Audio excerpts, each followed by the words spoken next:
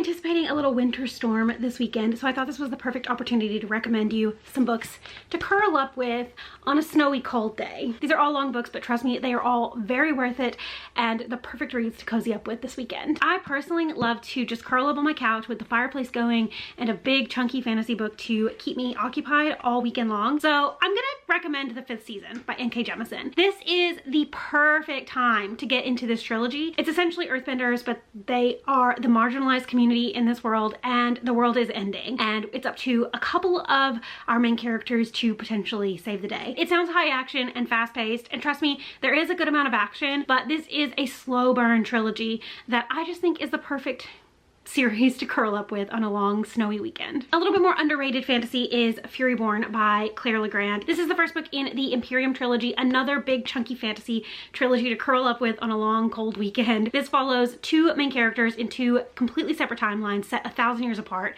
and how one prophecy ties their stories together. It involves a lot of magic, it involves angels, it involves time travel, it involves a little bit of everything. I never see anybody talking about this trilogy, and I think more people should be reading it. If you're not really interested in fantasy but want a little bit more mystery and intrigue, Long Bright River by Liz Moore. This follows a police officer named Mickey in Philadelphia who is looking for her missing sister. She sort of starts to figure out that there might be some kind of connection between her sister's disappearance and some recent murders that have taken place in the area that she patrols. It's gripping, it's intricate, it's also a little bit slow burn, it's a little bit literary. If you like The God of the Woods, I think you would also really like Long Bright River. I'm also a big fan of historical fiction when it comes to the winter time, so I'm gonna recommend The Luminaries by Eleanor Catton. This is another chunky book, but another so incredibly worth it read. If you give yourself the time and patience and dedication to actually read this book, you will be incredibly well rewarded at the end of it. It's a historical fiction set in the late 1800s in New Zealand during the gold rush.